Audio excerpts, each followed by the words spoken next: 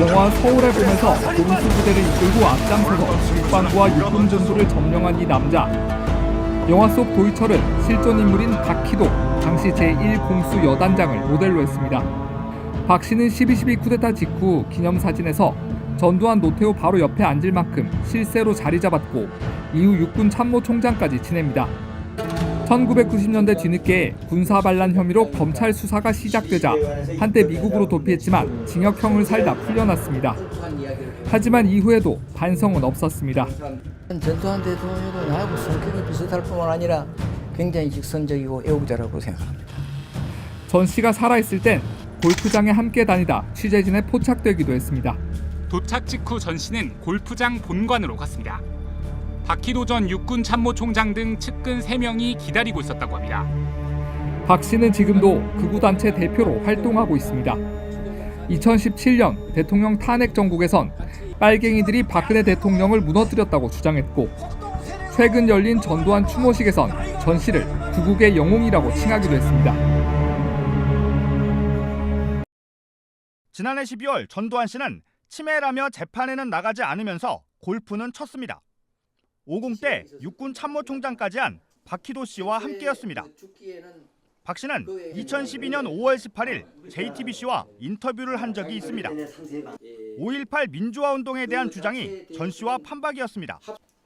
우선 기총 사격에 대해선 기총 사격을 하는 우군에 대해서 위에서 쏘았다 하는 것은 이건 상식 밖의 일이고 외국의 목사가 봤다 하고서 쏘았다 하는 이런 것은 완전히 허위일 뿐만 아니라 가짜로 찍어가지고 진짜인 같이 그렇게 만드는 거라고 나는 봐요. 5.18 민주화 운동을 두곤 모두가 속았다고 했습니다. 거기에 불순 세력이 들어와가지고 우리도 속았고 광주 시민도 속았지 않았느냐. 민주화 세력이라면 절대 그럴 수가 없다. 불순 세력은 북한이었습니다. 이북에서 김일성이가 조종을 하고 이북에서 모든 것이 조종이 됐다 하는 그 신념에는 지금도 변함이 없습니다. 전 씨에 대해선 이렇게 평가했습니다. 전두환 대통령도 나하고 성격이 비슷할 뿐만 아니라 굉장히 직선적이고 애국자라고 생각합니다.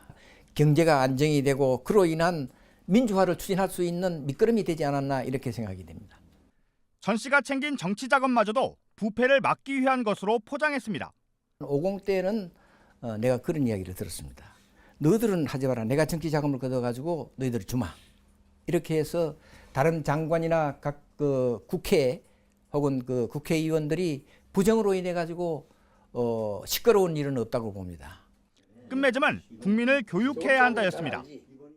내가 굉장히 불만이 뭐냐 하면은 영상 매체에서 우리 국민들을 교육으로 시켜야 돼.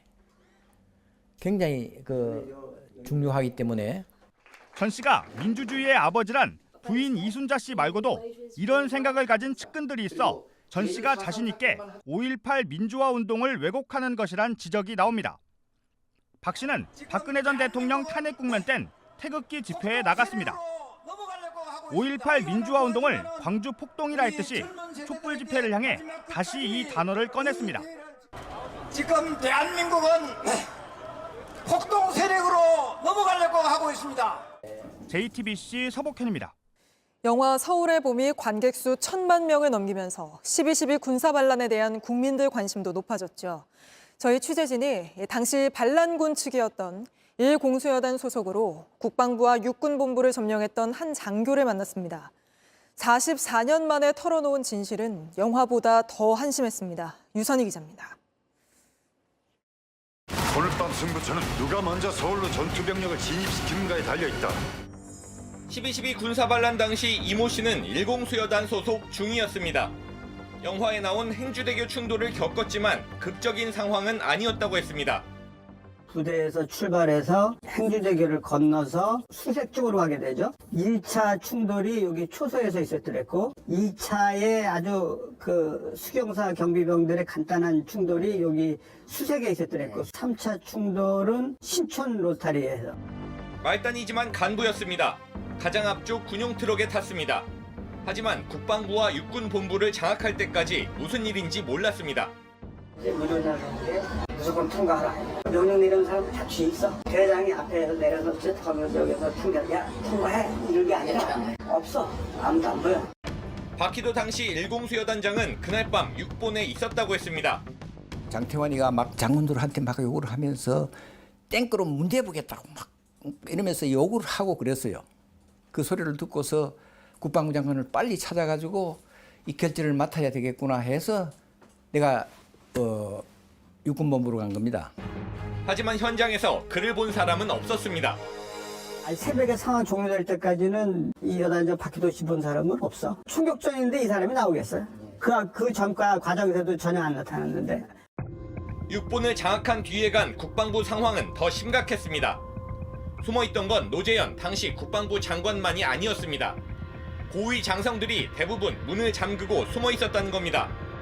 씁쓸하게 그렇게 밖에서 충격이 나고 난리치는데도 그 안에 의외로 사람들이 많이 숨어있었어요. 장군들이. 총소리 하니까 안에서 문 걸어 잠그고 안 나오는 거예요. 억지로 문을 열면 상황을 물어보고 다시 숨었다고 했습니다. 이제 물어보는 거죠. 무슨 일 났습니까? 내가 어떻게 알아? 저희도 출동을 했는데 지금 일단은 뭐 국방부장을 찾는 건데 저도 잘 모르겠다고 그냥 내가 볼 때 안 나오지 그냥 안에 계시는 게 나을 것 같다고 그냥 그랬지. 44년이 지난 지금 아무도 모르던 이야기를 털어놓은 이유가 있습니다.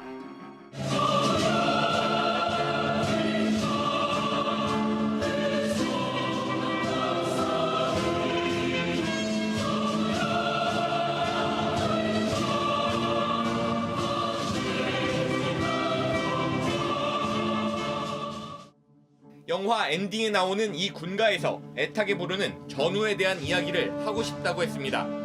우선 영화가 흥행하면서 끝까지 싸우다 숨진 김우랑 소령과 정선엽 병장이 재조명받은 것이 다행스럽다고 했습니다.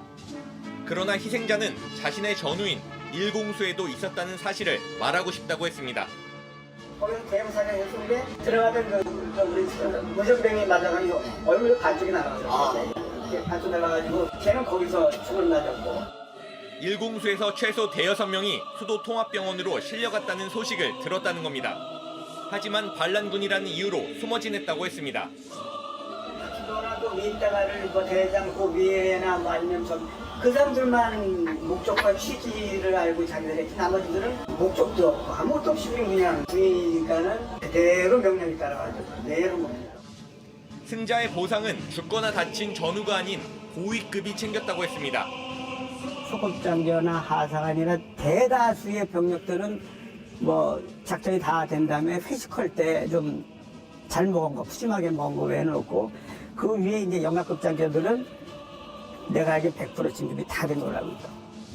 실제로 박희도 씨는 12.12 직후 투스타로 진급했고 육군 참모총장까지 승승장구했습니다.